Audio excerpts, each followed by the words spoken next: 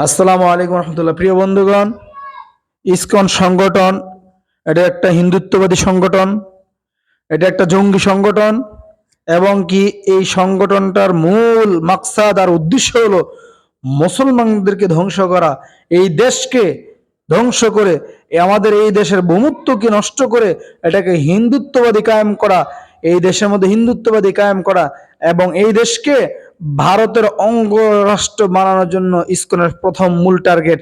এবং এই দেশে যে মুসলমান আছে, মুসলমানকে ধ্বংস করা হচ্ছে তাদের মূল টার্গেট। দেখেন ইতিমধ্যে ওদের ব্যাপারে আপনারা বিভিন্ন অনলাইনের মাধ্যমে, ফেসবুকের মাধ্যমে আপনি ওনাদের ব্যাপারে জানতে পারছেন। তো ওলামায়ে কেরাম এই ইসকনদের সম্পর্কে আজ থেকে আরো 5, 6, 8 বছর আগে থেকে, আরো আগে থেকে, পূর্বে থেকে ওলামায়ে কেরাম এর সম্পর্কে সচেতন করতেছে। তখন আপনারা ওলামায়ে কেরামের কথা শোনেন না, বলেন যে ওলামায়ে কেরাম শুধু হিন্দুত্ববাদী এবং দাঙ্গা লাগানোর জন্য হিন্দুত্ববাদীর পিছনে দুশ্মনী শুরু করছেন, তারা দাঙ্গা লাগাইতে চান, এই দেশের সার্বভৌমত্ব নষ্ট করতে চান, আপনার এই কথা বলছেন। কিন্তু এখন দেখেন, আজকে গতকালকে একজন মুসলমান উকিল মুসলমান বলে তাকে হত্যা করে ফেলেছে ইসকনের এই সন্ত্রাসী দলগুলো, সংগঠনের ইসকনের সন্ত্রাসী লোকগুলো, এবং কি পুরো দেশকে হুমকি দেয়, দেশকে অসম্মান করলো, দেশের পতাকাকে অসম্মান করলো ইসকন।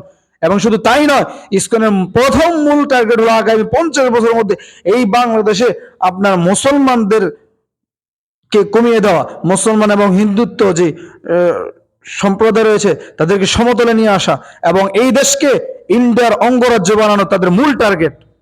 এই জন্য তাদের সম্পর্কে জানুন, প্রতিবাদ করুন, তাদের সম্পর্কে সচেতন হন। আপনি মুসলমান, আপনি বাঙালি, যেটি হোক না কেন, আপনি তাদের সম্পর্কে সচেতন হবেন।